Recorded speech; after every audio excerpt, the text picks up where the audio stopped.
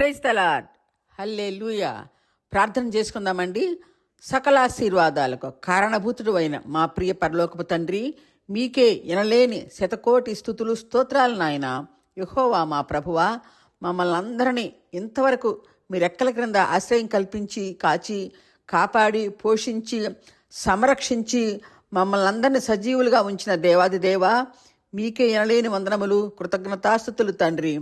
పరలోకపు తండ్రి, మీకు సొత్తుగా ఏర్పరచుకున్న ఆనాటి ఇశ్రాయేలు ప్రజలందరూ ఐగుప్తు బానిసత్వములో మగ్గుతూ ఉన్నప్పుడు వారు పడే శ్రమలను చూసి మోషేని ఏర్పరచుకొని మోషే నాయకత్వములో వారినందరినీ ఐగుప్తు బానిసత్వము నుండి విముక్తి కలిగించి వారిని సీనాయి అరణ్య మార్గము గుండా కానానికి నడిపించే కాలంలో ఇశ్రాయేలు వారు మీకు అవిధేయులైనందున వారిని సక్రమ మార్గంలో పెట్టాలని అరణ్యములోనే మోషేని హోరేబు పర్వతంపైకి పిలిపించుకొని వారందరి రక్షణ కొరకు ఆ కొండపై 40 రోజులలో ధర్మశాస్త్రము వ్రాయించి ప్రతి నిత్యము వారికి బోధింపజేశావు తండ్రి. అంతేకాకుండా వారు మీ యందు ఎంత దుర్మార్గంగా ప్రవర్తించినా వారిని ప్రేమించావు కానీ ద్వేషంపని ఓ పరమప్రభువా, మీకే వందనాలు తండ్రి. ప్రభువా, ఆ విధంగానే ఆ ప్రయాణమంతటిలో వారితోనే కలిసి ఉండటానికి ఇష్టపడిన పరమ తండ్రి, నిత్యము ఎల్లప్పుడూ వారితోనే ఉండాలని మోషే ద్వారా దేవుని సన్నిధి అనే ఒక ఒడంబడిక కలిగిన మందసాన్ని తయారు చేయించి ఆ అరణ్యములో వారితోనే వారి మధ్యలోనే ఉన్న ప్రభు అయిన యెహోవా దేవా, మీకే వందనాలు స్తుతులు స్తోత్రాలు నాయన. అయితే ప్రభువా, నీ సన్నిధి ప్రకాశింపచేసే ఆ ఒడంబడిక మందసములో ఉండి ప్రతిరోజు మానవ స్వరముతో నీ పరిచారకుడైన మోషేతో మాట్లాడిన దేవా, వందనాలు నాయన. ప్రభువా, మేమంతా కలిసి క్రీస్తు పూర్వం 3500 సంవత్సరాల క్రిందట సీనాయి అరణ్యములో మోషే చేత మీరు వ్రాయించిన ఆ ఒడంబడిక మందసాన్ని గురించి, దానిలో ఉంచిన 3 వస్తువులను గురించి మేమంతా కలిసి ఆ మందసము యొక్క ప్రాముఖ్యతను గురించి ధ్యానం చేయవచ్చుండగా, ప్రభువా, అల్పులమైన మాకు మీరే తోడుగా ఉండి ముందుకు నడిపించండి తండ్రి. మందసము యొక్క విశిష్టతను గురించి మేమంతా ధ్యానం చేస్తుండగా మాకందరికీ అర్థం చేసుకునే విధంగా వినగలిగిన చెవులను, గ్రహించగల మీ జ్ఞానాత్మను మాకు అనుగ్రహించమని పుటము వేయబడిన ఈ సత్యవాక్కులను వింటున్న వారిని ఆదరించి ఆశీర్వదించమని, వారంతా మీలో ఫలించే విధంగా వారిని దీవించమని యేసయ్య పరిశుద్ధ నామములో అడిగి వేడుకుంటున్నాము మా పరమ తండ్రి. ఆమేన్. వింటున్న వారికి అందరికీ ప్రభు యేసు నామములో నా హృదయపూర్వక వందనాలు సమర్పించుకుంటున్నానండి. హల్లెలూయా. ఇప్పుడు మనం వాక్యములోకి వెళదాం. మందసము అంటే దేవుని సన్నిధి, దేవుని ప్రకాశము కలిగినది అని అర్థం అండి. క్రీస్తుకు పూర్వం 3500 సంవత్సరాల క్రిందట సీనాయి అరణ్యములో దేవుడు చేయించిన ఈ మందసము ఆనాటి ఇశ్రాయేలు ప్రజలకు దేవునికి మధ్యన ఒక ఒడంబడిక కలిగిన పీఠముగా ఉందండి. దేవుడు ఆ అరణ్యములో మోషే ద్వారా ఈ ఒడంబడిక మందసాన్ని ఎందుకు తయారు చేయించాడు, దేవుడు మోషే చేత ఆనాటి ఆ మందసములో ఏమి వస్తువులు పెట్టించాడు అనే అంశముల గురించి మనం శ్రద్ధగా ధ్యానం చేద్దామండి. ఈ మాటలను మనం సంభాషించుకునే ముందు కొంత వెనక్కి వెళ్ళి పూర్వములో జరిగిన కొన్ని సంగతులను జ్ఞాపకం చేసుకుంటే మనకు చక్కగా అర్థమవుతుందండి. పూర్వములో అబ్రహాము సంతానమైన ఇశ్రాయేలు ప్రజలు కొన్ని కారణాల వలన వారు జీవనం కొరకు కానాను వదిలి యాకోబు అనే ఇశ్రాయేలు కాలంలో ఐగుప్తుకు వలస వెళ్ళారు. ఆ కరువు కాలంలో ఐగుప్తుకు వలస వెళ్ళిన ఇశ్రాయేలు ప్రజలను దేవుడు బహుగా ఆశీర్వదించి వారి సంతానముల వారిని ఎంతగానో విస్తరింపచేశాడు. అలాగా వారు అక్కడే స్థిరపడిపోయినందున వారిని దేవుడు ఎంతగానో దీవించాడు. అలాగా వారంతా అక్కడ జీవించిన వారిలో నుండి 4వ తరములో ఉన్న అప్పటి ఐగుప్తు ఫరో రాజు, వారి అధికారులు, ఐగుప్తు ప్రజలు అందరూ కూడా వీరి యొక్క సంతానముల అభివృద్ధిని చూసి ఓర్వలేక వారి యందు మత్సరపడి వారందరితో వెట్టుచాకిరీ చేయించుకుంటూ ఇంకా వారికి బానిసలుగా చేసుకున్నారు. అలాగా కానాను నుండి కరువు కాలంలో ఐగుప్తుకు వలస వెళ్ళిన ఇశ్రాయేలు ప్రజలు వారి 4వ తరము వచ్చే నాటికి వీరందరినీ అప్పటి ఐగుప్తు రాజు, అధికారులు, ప్రజలు ఇశ్రాయేలు ప్రజలను బానిసలుగా చేసుకుని వెట్టి చాకిరీ చేయించుకోవటమే కాకుండా వారి యందు ఏమీ దయ లేకుండా కఠినమైన బానిసత్వమును చేయించుకుంటూ ఉన్నారు.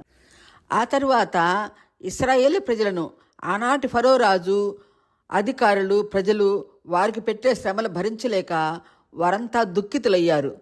అప్పుడు వారిలోని పెద్దవారంతా దేవునికి మొరపెట్టుకున్నారు.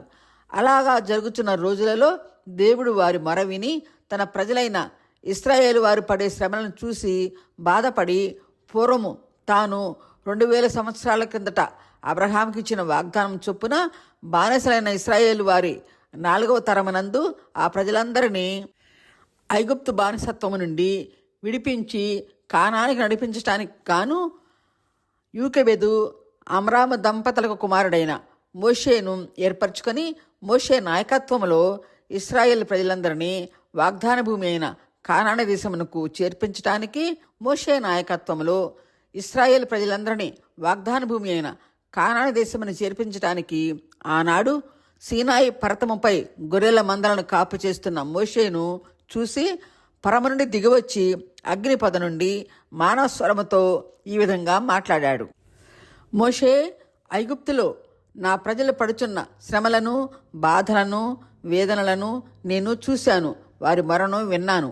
కనుక నేను అబ్రహాముకిచ్చిన వాగ్దానము చొప్పున వారికందరికీ నీవు నాయకుడివై ఐగుప్తు బానిసత్వము నుండి వారిని విడిపించి వారందరినీ కానాను దేశమునకు నడిపించు, నేను నీకు తోడై ఉంటాను అని దేవుడు తానే స్వయంగా మోషేను దర్శించి మాట్లాడిన తరువాత మోషే దేవుని ఆజ్ఞ చొప్పున వారికి నాయకుడై దేవుడు చూపించిన మార్గము గుండా 6 లక్షల మందితో కానానుకు ప్రయాణం మొదలుపెట్టారు.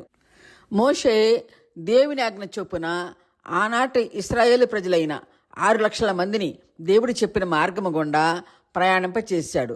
అయితే ఐగుప్తు నుండి కానాను చేరాలంటే 10 లేక 11 రోజులలో చేరవచ్చు. కానీ దేవుడు ఆ అరణ్య మార్గము గుండా తిప్పుతూ ఇశ్రాయేలు ప్రజలను ప్రయాణింపచేశాడు. అలాగా ఎందుకు చేశాడు అనేది కూడా మనం తెలుసుకుందాము. దేవుడు మోషే నాయకత్వంలో 6 లక్షల మంది ఇశ్రాయేలు ప్రజలను సీనాయి అరణ్యము గుండానే ఎందుకు ప్రయాణింపచేశాడు అంటే, ఆనాటి ఇశ్రాయేల్ ప్రజలకు ఐగుప్తులో బానిసత్వం చేయటం తప్ప వారికి యుద్ధం చేయటం తెలియదు, రాదు కూడా. అప్పటి వరకు వారు యుద్ధాలను చూడలేదు కూడా.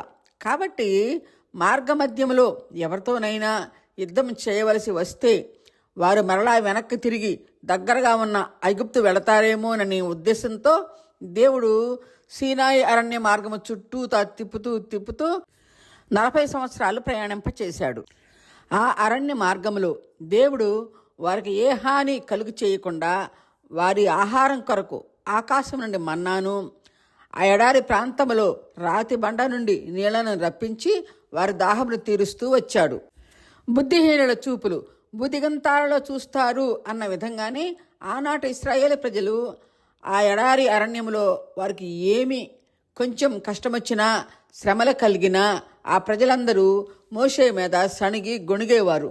దేవునికి మానవుల యొక్క సణుగుడు గొణుగుడు అంటే ఆ పరమ తండ్రికి పరమ అసహ్యం కనుక దేవుడు ఆ ప్రజలను గద్దిస్తూ ఉండేవాడు. వారు చేసే ప్రయాణములో దేవుడు వారి పట్ల చేసిన అద్భుత ఆశ్చర్య కార్యములు చూసి కూడా వారు దేవుడిని కనపరచిన వారుగా ఉన్నారు.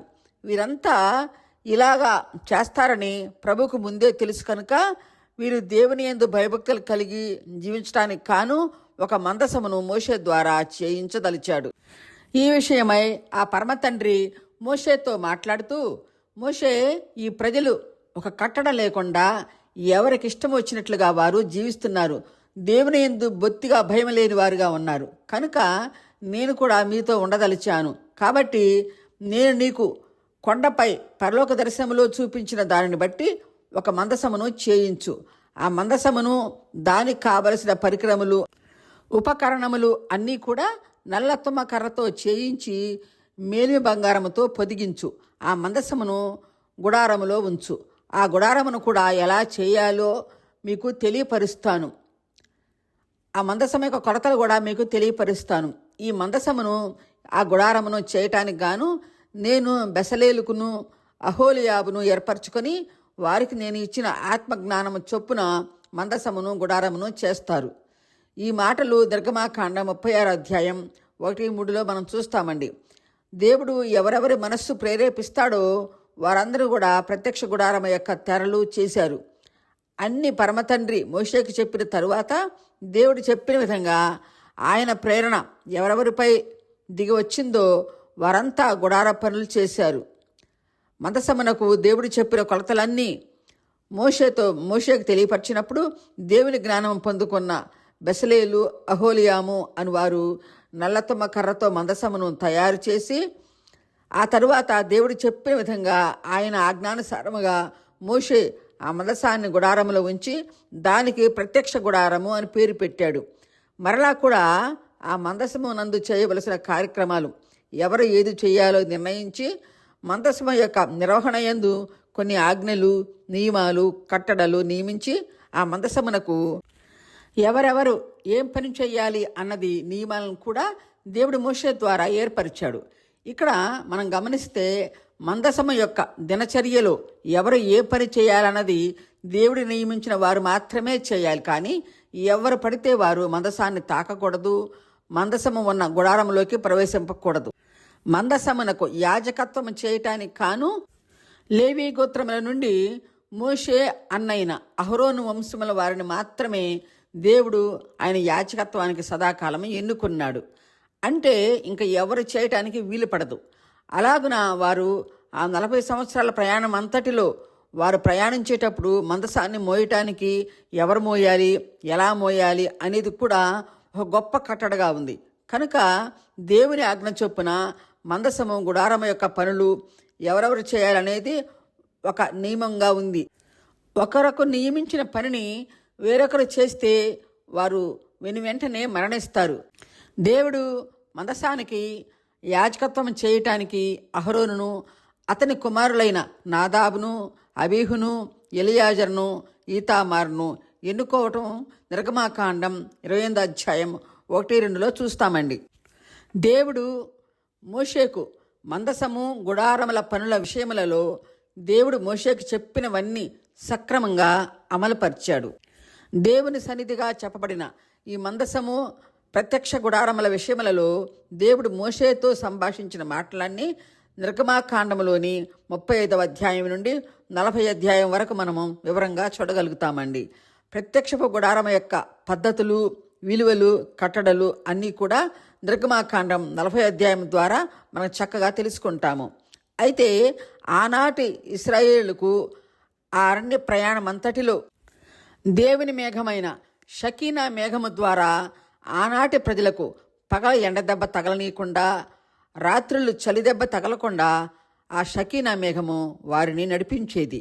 అలాగా ఆ షకీనా మేఘము మోషే మందసమును గుడారములో పెట్టి ప్రతిష్ఠించిన తరువాత ఆ దేవుని మహిమగల షకీనా మేఘము గుడారమును కప్పివేసింది.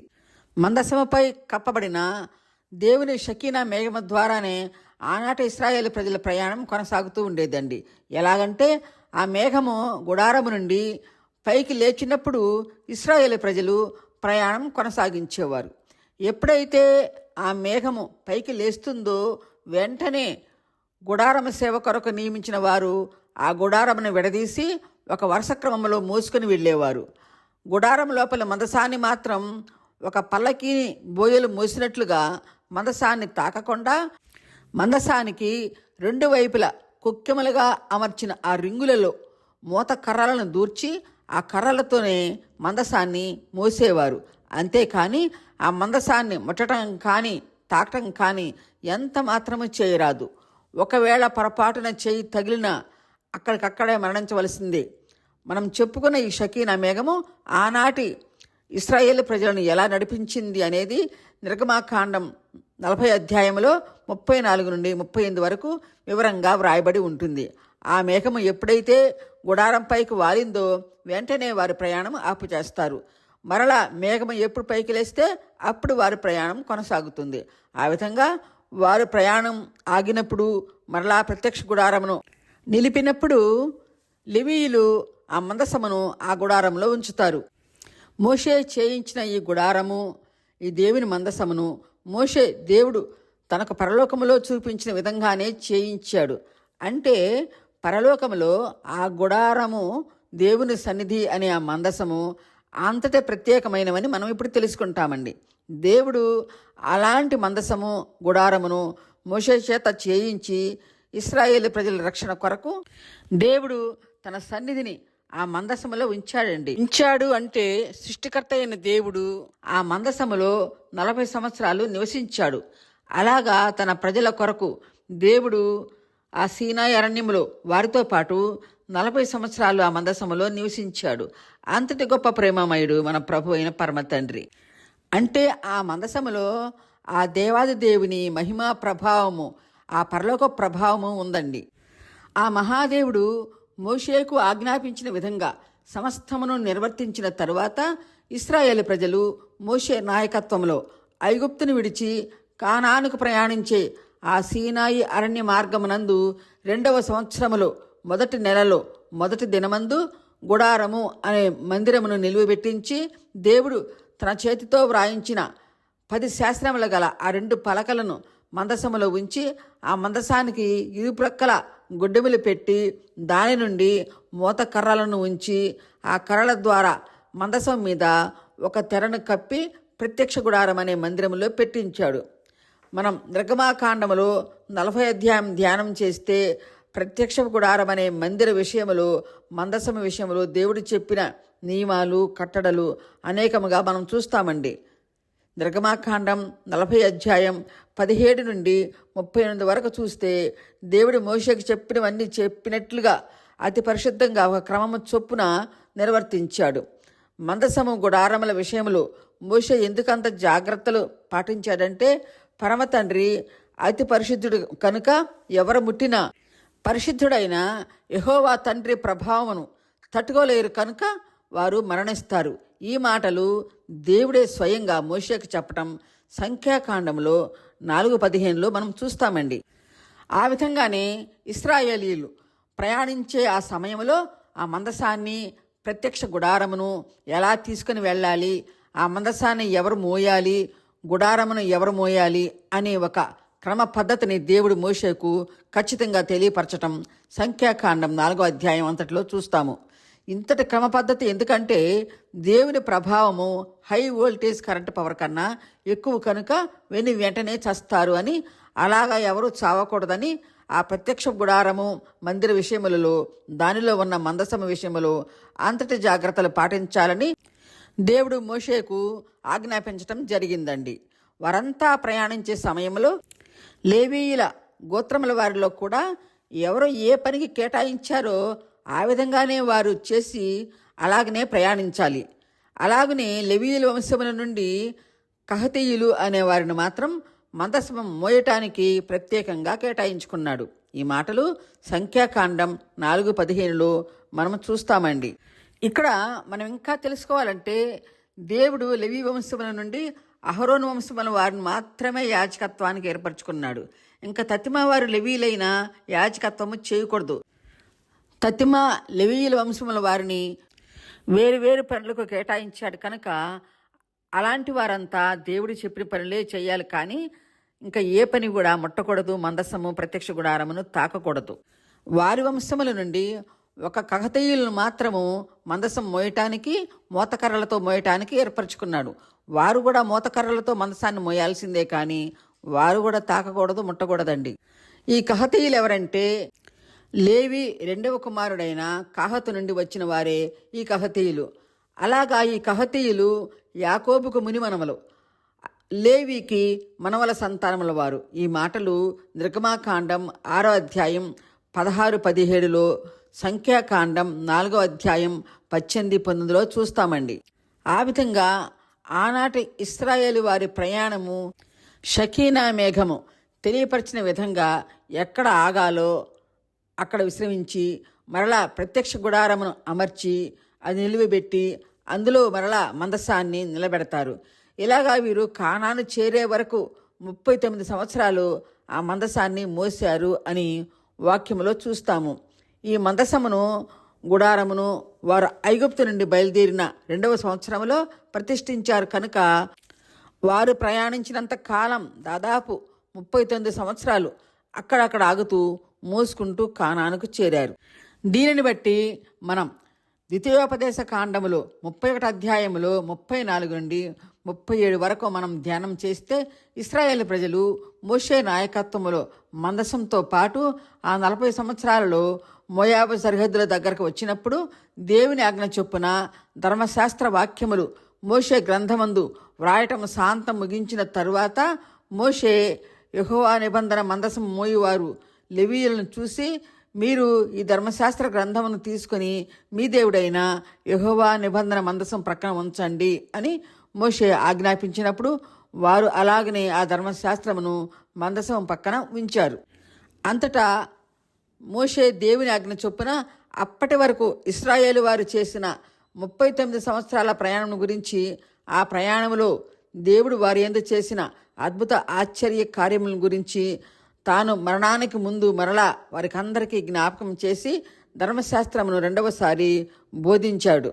ఆ తర్వాత, మీరంతా నేను బ్రతికి ఉండగానే ఇన్ని పాపాలు అక్రమాలు చేస్తున్నారు, నేను మరణించిన తర్వాత ఎన్ని చేస్తారు, అయినా కానీ కూడా ఆయన క్షమించే దేవుడు కనుక ధర్మశాస్త్రమును నిత్యము పఠిస్తూ ఆయన నియమించిన కట్టడలను నియమాలను పాటిస్తూ ఆ పరమప్రభు చూపించిన సత్య మార్గంలో నడవండి అని చెప్పి వారిని దీవించి, మోషే దేవుని ఆజ్ఞ చొప్పున మోయాబు పర్వతం ఎక్కి కానాను దేశమును చూసి ఆ కొండపైన అక్కడే మరణించడం జరిగింది.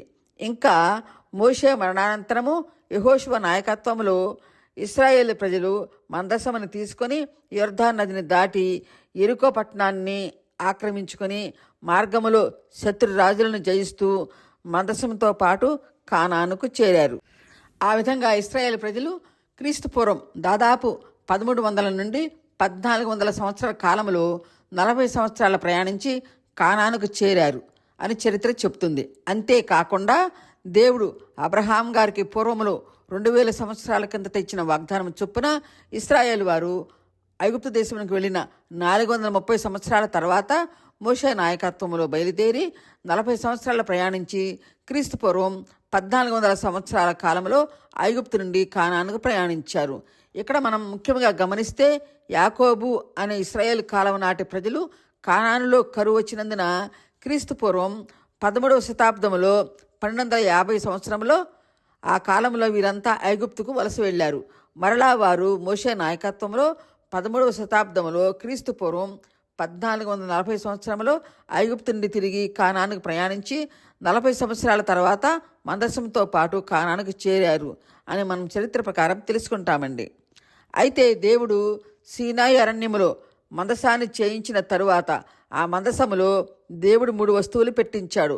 ఆ 3 వస్తువులను గురించి, ఆ వస్తువుల యొక్క వివరణ గురించి కూడా మనం కొంత తెలుసుకుందామండి.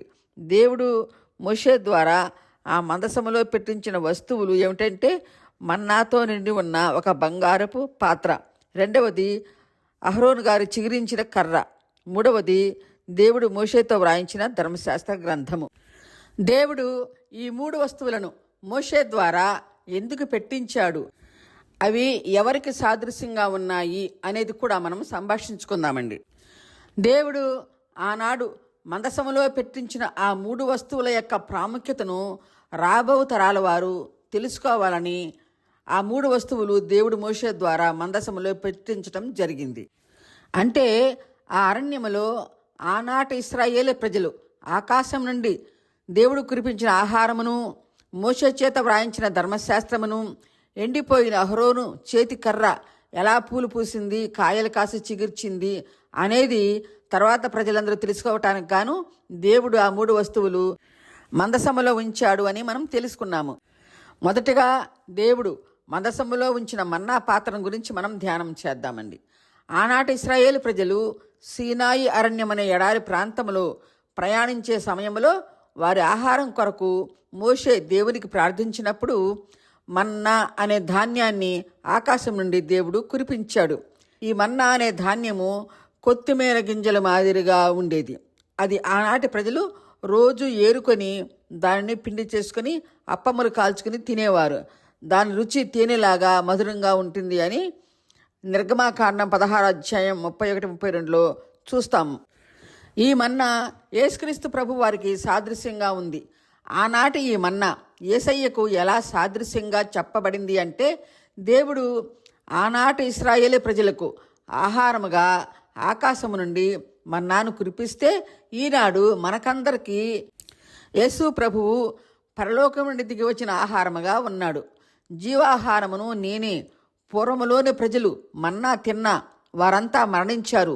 జీవాహారమైన నన్ను తినువారికి ఏనాటికి మరణము ఉండదు అని యోహాను సువార్త 6వ అధ్యాయం 49 నుండి 57 వరకు వ్రాయబడి ఉంది. ఇక్కడ నన్ను తినువానికి అంటే అర్థం ఏమిటంటే, నా మాటలు విని వాటిని గైకొని వారికి నేను నిత్య జీవాహారమై ఉన్నాను అని వాక్యము ద్వారా వివరించారు. నా శరీరము తిని నా రక్తము తాగువాడే నిత్య జీవము కలవాడు, అంత్యదినమందు వారిని నేను లేపుతాను అని ప్రభువు యోహాను సువార్త 6వ అధ్యాయం 54లో చెప్పడం మనం చూస్తామండి. రెండవది చిగుర్చిన అహరోను కర్ర. మందసములో ఉన్న ఈ కర్ర యాజకత్వమునకు సాదృశ్యంగా, సూచనగా, గుర్తుగా ఉందండి. ఎలాగంటే, ఏనాటికి మారని ఆనాటి అహరోను యాజకత్వము ఆపద్ధర్మ యాజకత్వము. అయితే యేసుక్రీస్తు మన నిరంతర ప్రధాన యాజకుడు, మెల్కీషెదకు అనే మన ప్రధాన యాజకుడైన యేసుక్రీస్తు. హెబ్రీ పత్రిక 4వ అధ్యాయం 14 నుండి 16 వరకు వ్రాయబడిన విధంగా యేసు అను గొప్ప ప్రధాన యాజకుడు మనకు ఉన్నాడు అని పౌలు గారు అనేక మార్లు హెబ్రీ పత్రికలో తెలియపరచడం మనం చూస్తాము. అంటే అహరోను గారి యాజకత్వము నిరంతరము కాదు. ఎందుకంటే ఈ లోకరీత్యా మానవులైన యాజకులు మరణించక తప్పదు కనుక వారిది ఆపద్ధర్మ యాజకత్వము అంటారు. యేసుక్రీస్తు మరణాన్ని జయించిన వాడు కనుక సర్వమానవాళికి నిరంతర ప్రధాన యాజకుడు అయ్యాడు. అందును బట్టి అహరోను గారి చేతి కర్ర యేసుక్రీస్తు యొక్క యాజకత్వమునకు సాదృశ్యంగా ఉందని మనం తెలుసుకున్నాము. మూడవది మోషే వ్రాసిన ధర్మశాస్త్రము. వాక్యము ఉన్న యేసయ్య ధర్మశాస్త్రమునకు సూచనగా ఉన్నారు. సమస్త మానవుల రక్షణ కొరకు ధర్మశాస్త్రములోని కట్టడలు, విధులు, నియమాలు అన్నీ నెరవేర్చి కాలము సంపూర్ణమైనప్పుడు సిలువలో మన కొరకు ప్రాణం పెట్టి పరమనకు చేర్చిన దేవాది దేవుడు యేసు ప్రభువు. ప్రభువే చెప్పారు కదా, నేను ధర్మశాస్త్రమును నెరవేర్చడానికి వచ్చాను కానీ కొట్టివేయటానికి నేను రాలేదు అని యేసు ప్రభు చెప్పారు. ఆయన చెప్పిన విధంగా వాక్యము ఉన్న యేసు ప్రభువు ధర్మశాస్త్రములోని నిధులన్నీ ఆయనే ఆచరించి అన్నీ భరించి శిలువ త్యాగం చేసి అందరినీ పాప శాపముల నుండి రక్షించాడు. యేసుక్రీస్తు ధర్మశాస్త్రంలోని విధులను ఆయన కనుక పాటించకపోయినట్లయితే ఎవ్వరికి ఏనాటికి కూడా పరలోక భాగ్యం లేదండి. ఎలాగంటే యేసు ప్రభు తప్ప ఆ ధర్మశాస్త్ర విధులను ఈ భూమిపై ఏ మానవుడు కూడా నిర్వర్తించలేడు కనుక ఆయన దేవుడై ఉండి సంపూర్ణ మానవునిగా మన మధ్యకు వచ్చాడు. దీనిని గురించి మనం ఇంకా తెలుసుకోవాలంటే యోహాను సువార్త 1వ అధ్యాయం 17-18లో వ్రాసిన విధంగా ధర్మశాస్త్రము మోషే ద్వారా అనుగ్రహింపబడింది, కృపా సత్యము యేసుక్రీస్తు ద్వారా మనకు కలిగినది.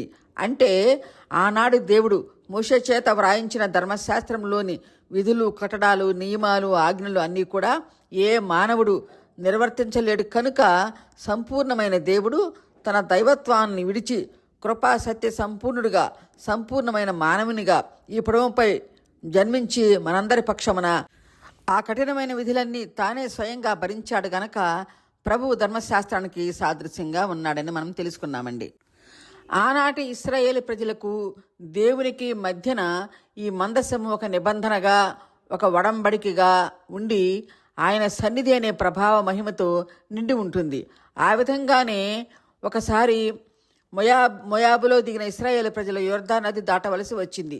మొయాబులో ఉన్న ఈ ఇశ్రాయేలు ప్రజలు పంటల కాలంలో పొంగి పొర్లి ప్రవహిస్తున్న ఆనాటి యోర్దాను నది దాటడానికి గాను ఆ మందసమును లెవీలు మోసుకుంటూ యోర్దానులో దిగగానే యోర్దాను నది ప్రవహించకుండా ఆ నీళ్లన్నీ ఏకచక్ర రాశిగా నిలబడి వారంతా అవతల ఒడ్డుకు చేరే వరకు నీళ్లు ప్రవహించకుండా ఒక రాశిగా నిలిచిపోయాయి అని వాక్యములో ఉంది. ఈ మాటలు యెహోషువ గ్రంథం 3వ అధ్యాయం 13 నుండి 17 వరకు చూస్తామండి.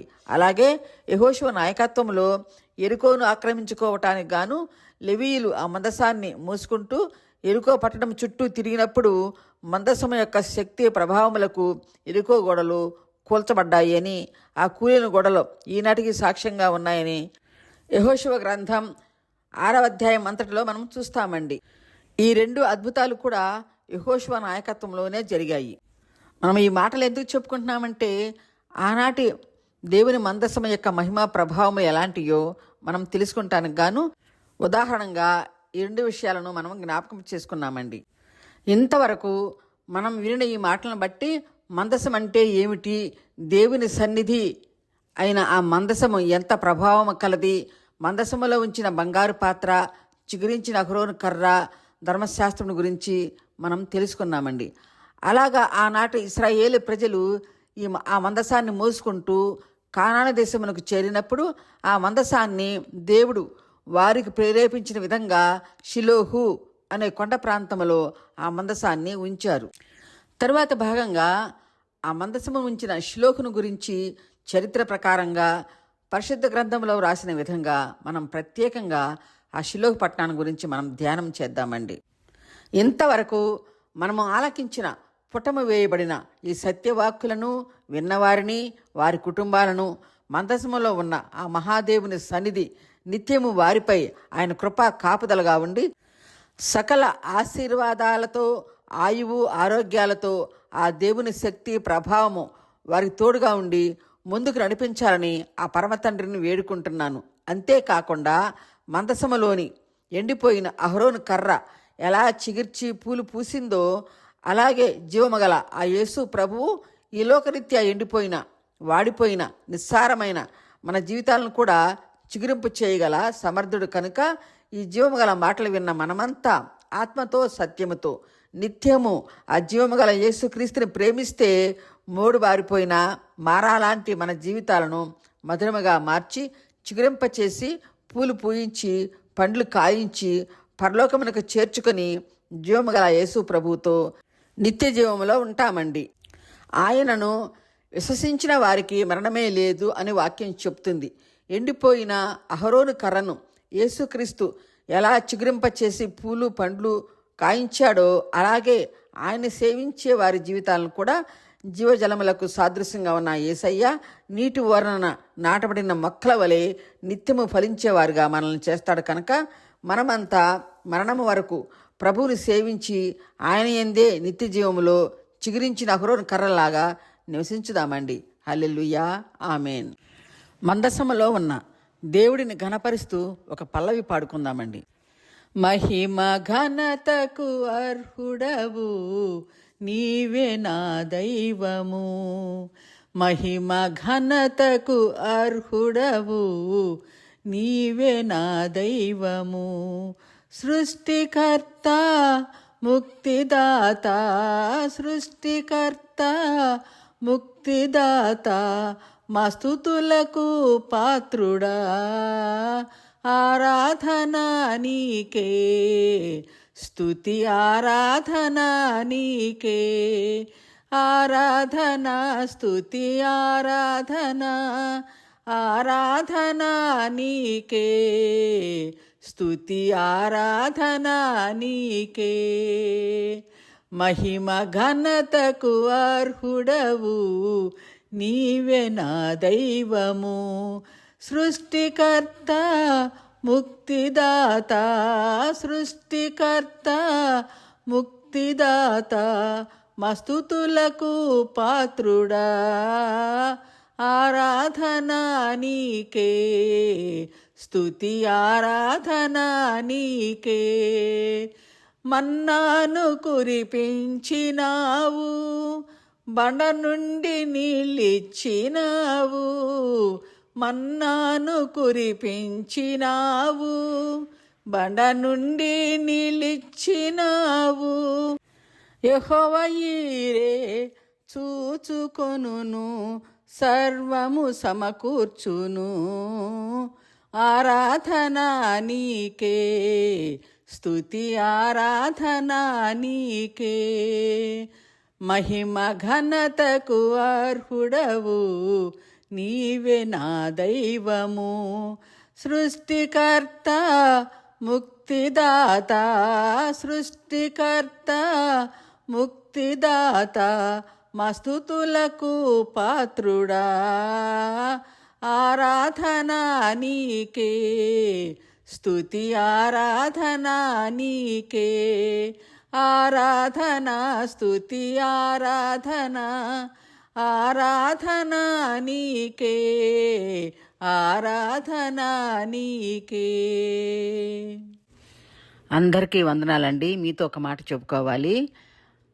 మందసం యొక్క మెసేజ్ పార్ట్ 1 పెట్టపోయి పార్ట్ 2 పెట్టానండి. అందుకని అది డిలీట్ చేసి పార్ట్ 1 పెట్టాను.